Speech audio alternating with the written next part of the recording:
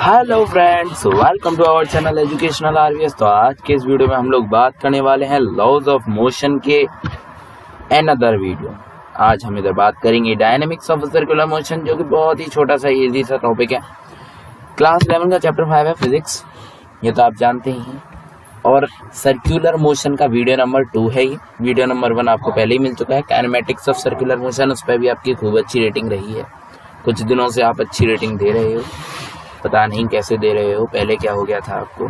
चलो कोई बात नहीं। अभी हम बात करेंगे लॉज ऑफ मोशन के बारे में। लॉज ऑफ मोशन के कई सारे वीडियोस पहले पड़े हुए हैं, अगर आपने नहीं देखे तो उन वीडियोस को देख लो, है ना। डायनामिक्स को भी लॉज ऑफ मोशन में भी गिना जाता है, ठीक है। तो आज हम बात करने वाले हैं सर्कुलर डायनामिक्स के बारे में। किसके बारे में बात करने वाले हैं, आपने इधर ही पढ़ा होगा, सर्कुलर डायनामिक्स के बारे में। इधर जो एक मेन प्रॉब्लम है यार, रिवर बोट नहीं यार, रिवर बोट तो 2D काइनेमेटिक्स का है।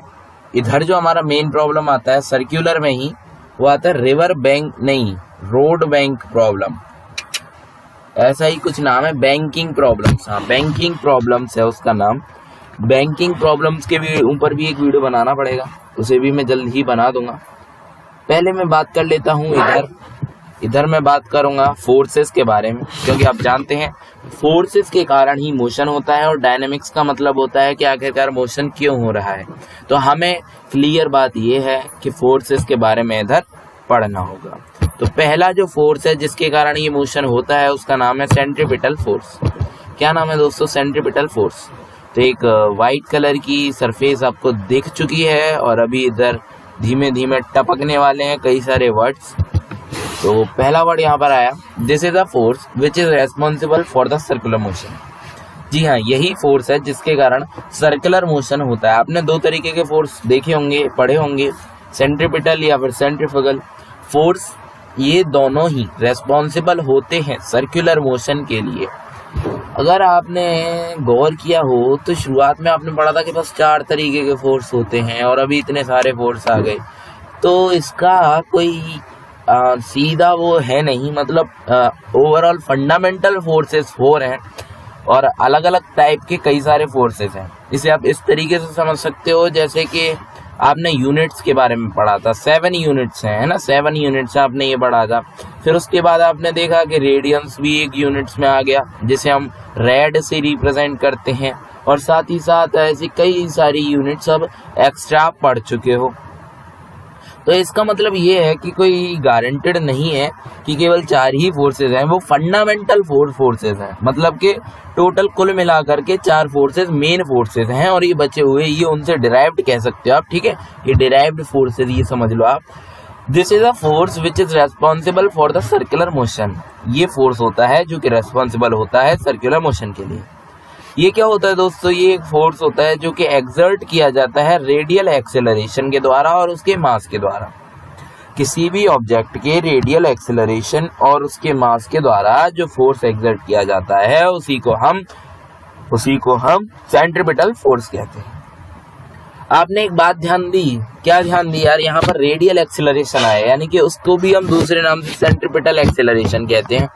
तो इधर से हमारा ये क्लियर हुआ कि रेडियल एक्सेलरेशन और सेंट्रीपिटल एक्सेलरेशन एक ही चीज होती है। अगर आप रेडियल एक्सेलरेशन के बारे में कुछ नहीं जानते हैं तो फिर आपको मैं बता दूं, ये वो एक्सेलरेशन होता है जो कि रेडियस लगाता है, ठीक है। ये वो एक्सेलरेशन होता है जो कि रेडियस लगाता है, और इसका फॉर्मूला v स्क्वायर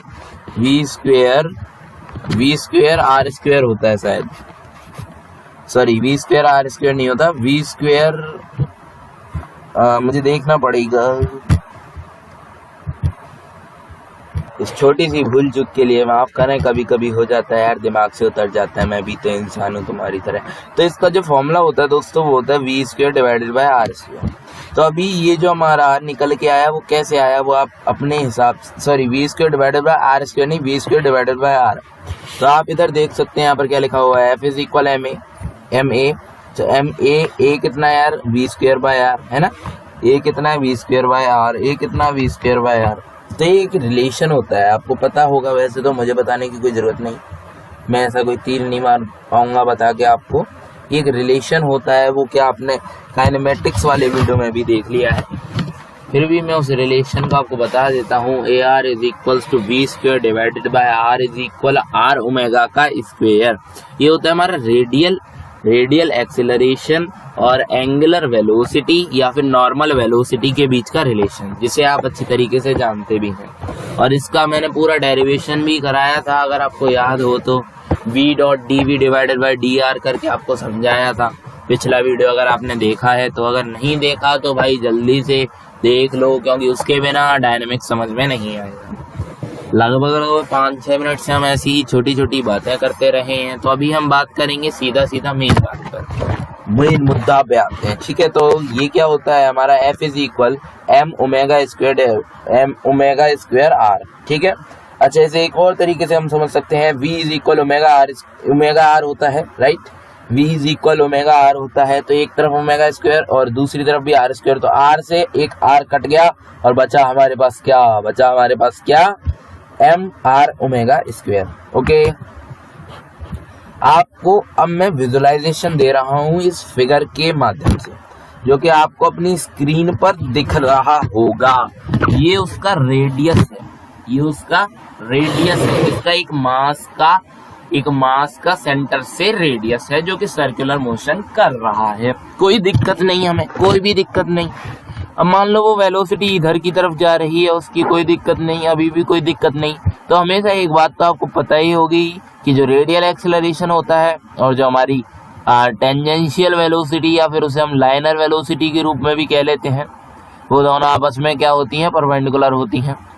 ये हमारा जनरल काइनेमेटिक्स में आ चुका है, काइनेमेटिक्स का वीडियो आपने देख रखा है, मुझे पता है। अगर नहीं देख रखा तो जाकर के देख लीजिए, कितना प्रमोशन करूंगा मैं अपना। तो अभी आप यहाँ पर देख सकते हैं कि जो सेंट्रीपिटल फोर्स होता है वो लगता है toward the centre. Centripetal force is acting toward the centre. ये बात आपको एक याद रखने की है, जो कि इधर मैं पॉइंट्स में नहीं लिख पाया। क्या है दोस्तों, centripetal force is acting towards the centre. एक वेलोसिटी v से चल रहा है, मास है उसका m और ये है उसकी रेडियस।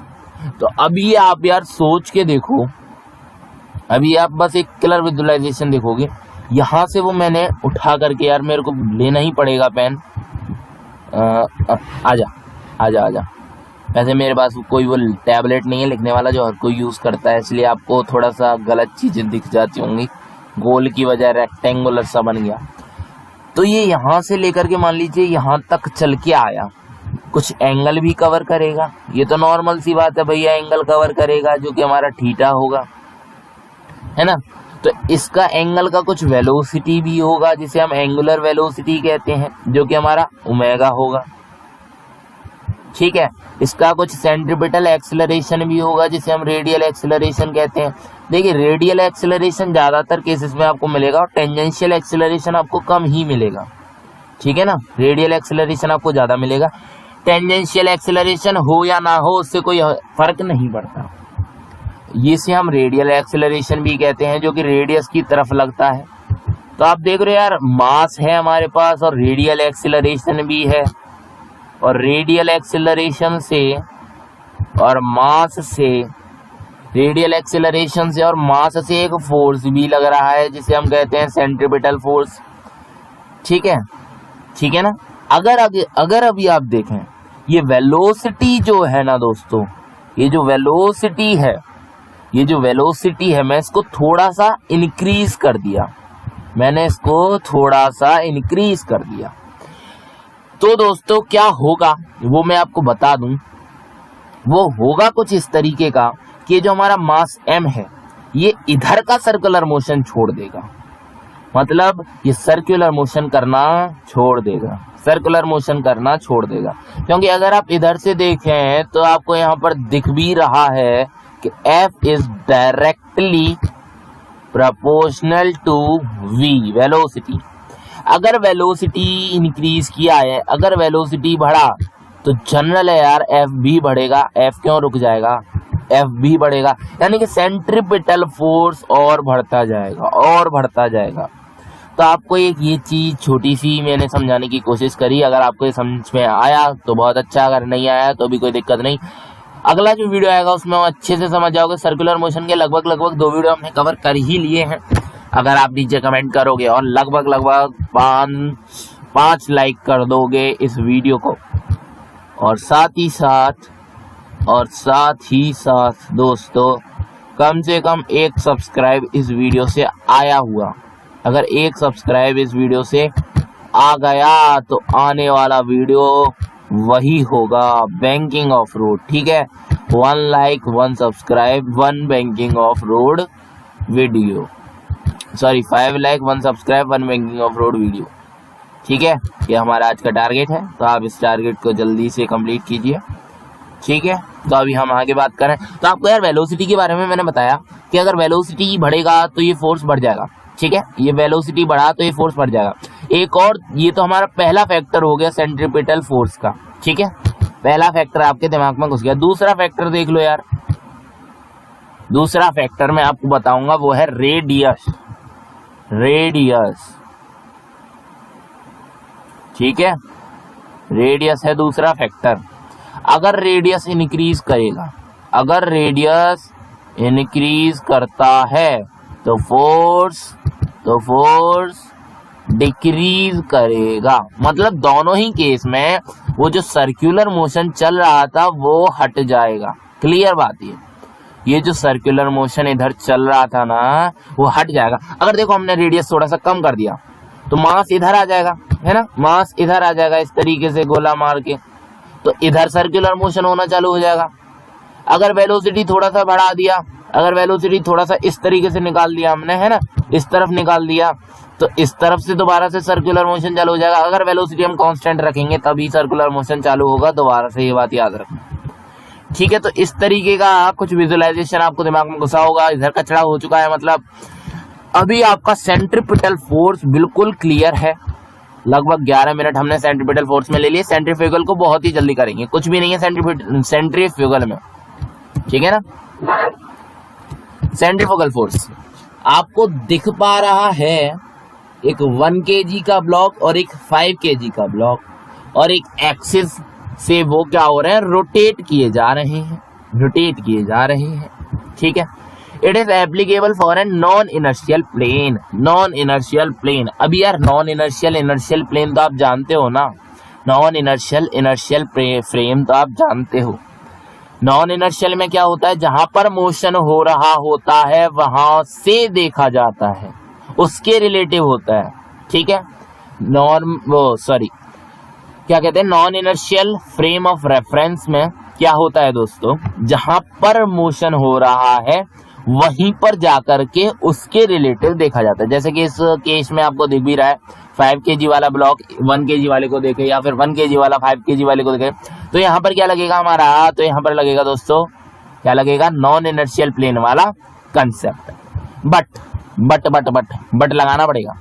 मैं आ गया यहाँ पर बीच में, ग्राउंड पे आ गया, अपने ग्राउंड पे से देखूं तो उधर क्या है दोस्तों, उधर मैं देखूं इन दोनों को, पहले इसको देख लेता हूं। चलो पहले मैं 1 kg वाले को देखता हूं, तो 1 kg वाले को मैं देखूंगा तो वो जो फ्रेम होगा उसे हम कहेंगे इनर्शियल फ्रेम।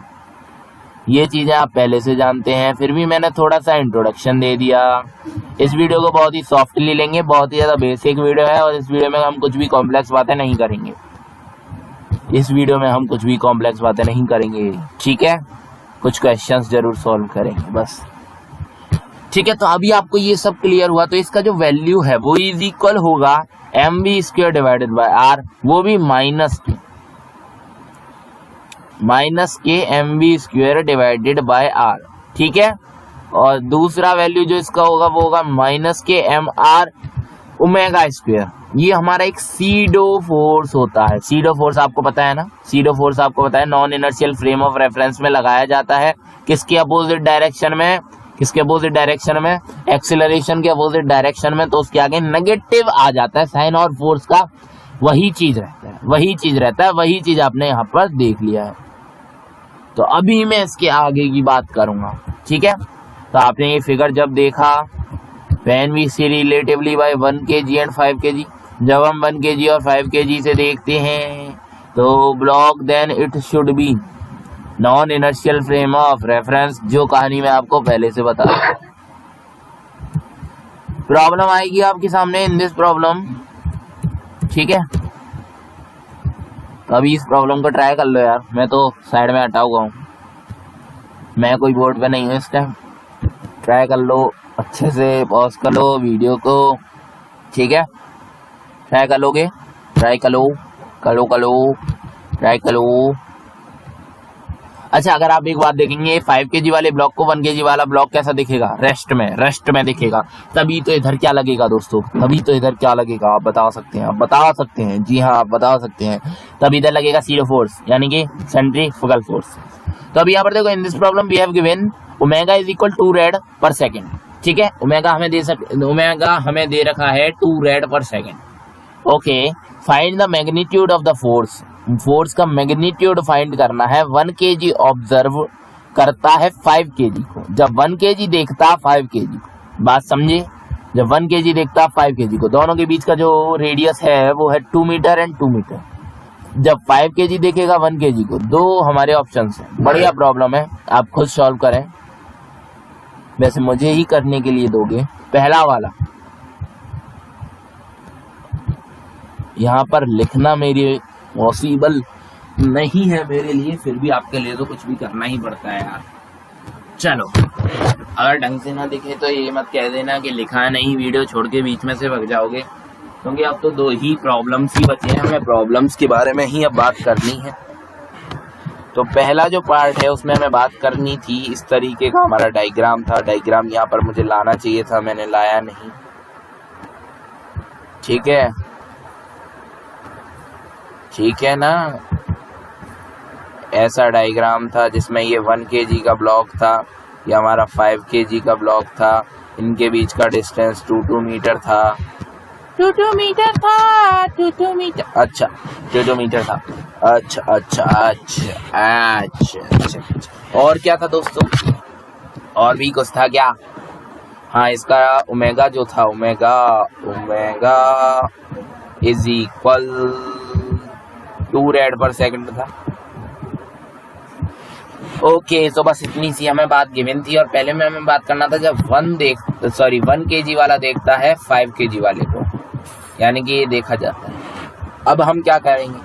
अभी हमें ऐसा कुछ लगाना है, हमें निकालना क्या है यार? फोर्स निकालना है, फोर्स का मैग्नीट्यूड निकालना है। तो हम पहले क्या निकालेंगे? सेंट्रीपिटल फोर्स,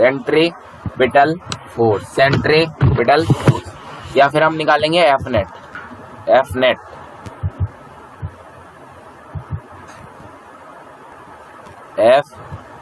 तो चलो अभी एफ नेट निकालते हैं हम, बढ़िया सा निकालेंगे। तो एफ नेट हम इस तरीके से निकालेंगे दोस्तों, इधर हमको रेडियस लेना होगा, ये तो आप जानते हो, रेडियस का यूज होगा ना। तो पहले से 5 के बीच में रेडियस 2 है, एम आई राइट? रेडियस 2 है। तो एक्सीलरेशन कितना हो जाएगा दोस्तों? Omega are square. ओमेगा कितना था यार?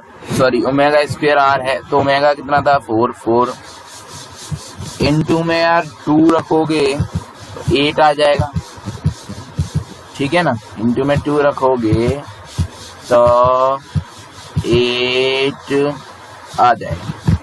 अभी क्या फाइंड करना है आपको? सेंट्रीपिटल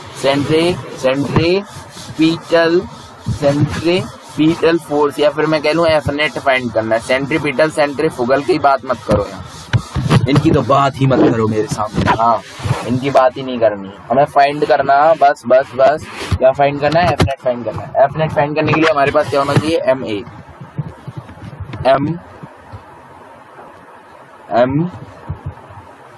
ए। पहले किसने देखा है? 1 kg वाले ने 5 kg वाले को देखा है। 1 kg वाले ने 5 kg वाले को देखा है। तो इसका जो m है, ए क्यों लगाए यार? एम बी लगाना चाहिए हमें, क्योंकि 1 वाले ने 5 को देखा है। तो एम बी जो होगा दोस्तों वो हो जाएगा आई थिंक 5, और इसका जो आंसर आएगा एफ नेट, इसका जो आएगा वो आएगा दोस्तों 40 न्यूटन। नया टन है, 40 नया टन। सेकंड वाले का आंसर भी आप निकाल सकते हो। मुझे लगा नहीं था कि वीडियो 20 मिनट का खिंच जाएगा। इसके आगे का प्रॉब्लम मैं नहीं कराऊंगा, आप खुद सॉल्व करोगे। क्योंकि सेम यही है, सेम यही है, आप खुद सॉल्व करोगे। ओके ओके, किसी को कोई दिक्कत तो नहीं है ना मेरे दोस्तों? दिक्कत नहीं है ना? दिक्कत नहीं होनी चाहिए, कभी भी दिक्कत नहीं होनी चाहिए, कभी भी दिक्कत नहीं। तो इधर जो वेरी आएगा ना दोस्तों, इधर जो वेरी हम करेंगे वो ये करेंगे कि इधर जो एक्सेलरेशन हम लेंगे ना दोस्तों, इधर जो एक्सेलरेशन हम लेंगे वो लेंगे ए वाला, ठीक है। मान लो ये वाला ब्लॉक ए है, ये वाला ब्लॉक बी है। तो अभी आपको दिख रहा है कि जब ए देख रहा है बी को, तो एक्सेलरेशन किसका जाएगा? जनरल ए का जाएगा। यहाँ पर हम सेंट्रीफ्यूगल के कंसेप्ट को बिल्कुल भूल के आएंगे, तभी इस क्वेश्चन को हम सॉल्व कर पाएंगे, ठीक है। सेंट्रीफ्यूगल ये सब यूज होते हैं, मैं मना नहीं करता ये सब यूज नहीं होते, ये सब यूज होते हैं, ठीक है। ये सब का कंसेप्ट हम यूज कर सकते हैं, बट हम इधर विदाउट एनीथिंग हम इधर सॉल्व करें। तो हम अभी इधर यहाँ पे क्या निकालना है? सेंट्रीफ्यूगल फोर्स का क्या निकालना है? मैग्नीट्यूड। और मैग्नीट्यूड हमारा आ चुका है 40 न्यूटन। आपको बस निकालना क्या होता है इन क्वेश्चंस में? एम निकालना है और ए निकालना है। सिंपल बात चली है, पता चला है। एक्सीलरेशन ए का होगा, मास बी का होगा, वही इधर रहेगा। अच्छा, अभी मैं इसका चेंज भी कर सकता हूँ, मैं इधर 2 की जगह 3 कर देता तो ये बदल जाता, बट इधर मैं 2 की जगह 2 ही रखता, तो ये जो सेकंड वाला आंसर आने वाला है ना, वो वही का वही रहता। तो सेकंड वाला आंसर भी निकाल लेते हैं जल्दी से। ए बी कितना हो जाएगा दोस्तों? ए बी हो जाएगा मेरे भाइयों, ए बी हो जाएगा 2 4 यानी कि 8।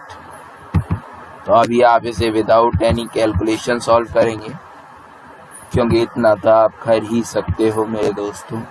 एफ इसका जो आएगा, फोर्स का आएगा, वो आएगा 8 न्यूटन।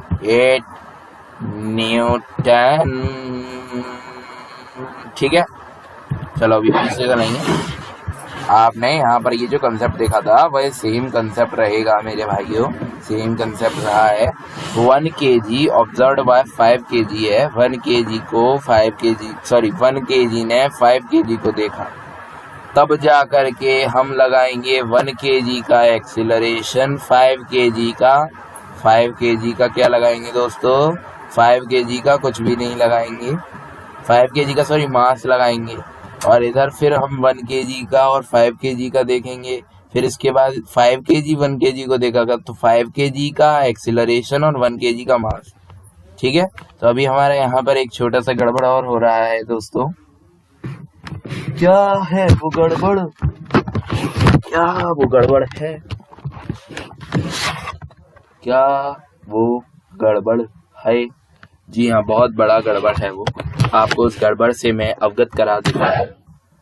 यहाँ पर देखो, जब B देख रहा है A को, तो इसका रेडियस कितना होगा? दोनों का प्लस होके आएगा उसका रेडियस, ठीक है। 2 और 2 हमारा 4 हो जाएगा। तो यहाँ पर एक ये छोटा सा गड़बड़ हुआ हमसे, ठीक है। 2 × 2 4 और 4 × 4 16, फोर्स आया 16 न्यूटन। किसी को कोई दिक्कत? बिल्कुल नहीं। 8 को हटा दूंगा मैं, 16 लगा दूंगा मैं।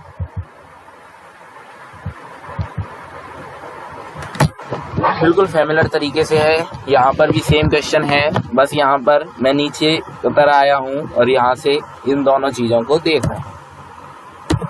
सेम क्वेश्चन है, पहले 1 kg को देखा, फिर 5 kg को देखा, और इसका आप एक स्क्रीनशॉट लें और इसका आंसर हमें हमारे फेसबुक ग्रुप पर भी डाल सकते हो, हमारे टेलीग्राम चैनल पर भी डाल सकते हो, हमारे टेलीग्राम ग्रुप पर भी डाल सकते हो, और कितनी सोशल मीडिया की चीजें बताओ, तो आप कहीं भी इसका आंसर डाल सकते हो। मैं फेसबुक ग्रुप पर भी इसका एक पिक सेंड कर दूंगा, जिस पर आप उसका आंसर दे देना अगर आपने वीडियो नहीं देखा है तो, ठीक है। Okay, observe by me 1 kg। पहले मैं 1 kg को देख रहा हूँ, तो आपको बस यहाँ पर मैं एक और चीज बता दे रहा हूँ, बहुत ही सिंपल सी चीज बता दे रहा हूँ कि यहाँ पर सेम चीज रहेगी, ठीक है। यहाँ पर सेम चीज रहेगी, बस मास 1 kg का यूज होगा, रेडियस भी 1 kg का यूज होगा। ठीक है, बस ये बात है। इधर मास भी 1 kg का यूज हो रहा है, रेडियस भी 1 kg की यूज हो रही है, बट इस कंडीशन में हमारा मास भी 5 kg का यूज होगा और रेडियस भी 5 kg की यूज होगी, जो कि 4 मीटर है। और इससे ज्यादा तो आपको कोई बता नहीं सकता। और सीधा सीधा आंसर भी अब आपका आ चुका है, तो आंसर मैं आपको लिख के दे देता हूं। तो फर्स्ट वाले का भाई आंसर है, फर्स्ट वाला, यार यहाँ पर इसका वो देना भूल गए हम, रेड पर सेकंड यानी कि ओमेगा। तो इसका ओमेगा दे देता हूं मैं आपको। चलो बढ़िया तरीके से घुमाऊंगा, बुरी तरह घुमाऊंगा इसे। 10 रेड पर सेकंड का इधर ओमेगा भी दे दिया मैं। तो अभी फाइंड हमें कुछ नहीं करना, बस आंसर फाइंड करना है। तो मैं आंसर आपको यहाँ पर इधर लिख दे रहा हूँ, तो आप चेक कर लेंगे कि आपका आंसर गलत है या सही है। ओके, चेक कर लेंगे ना, इतना तो आप कर ही सकते हो। चलो, तो फर्स्ट का जो मैं आंसर आपको बता रहा हूं वो है 10 इंटू 2। सॉरी, मैं आपको क्या बता रहा हूं, मुझे आपको नहीं बताना, सॉरी।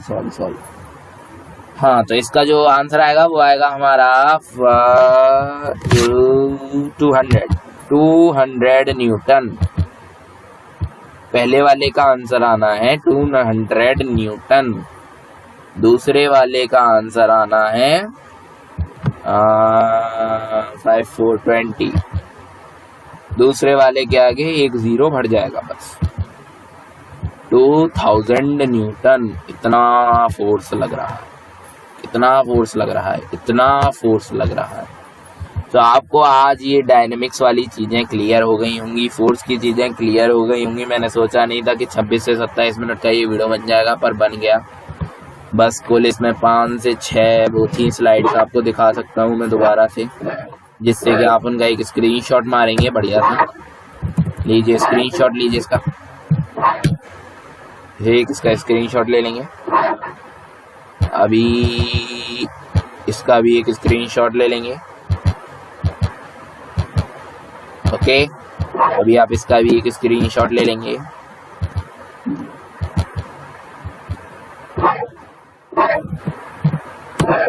एक इसका भी स्क्रीनशॉट ले लेंगे, और उसका तो आप ले चुके हैं। तो thanks for watching this video. मैंने यहाँ पर पूरा डायनेमिक्स खत्म कर दिया है। अगर आपने ये वीडियो नहीं देखा तो आप इस वीडियो को, इससे पहले वाला यानी कि काइनेमेटिक्स वाला वीडियो नहीं देखा तो आप उस वीडियो को देख लेना। तो very very thank you for watching this video till and.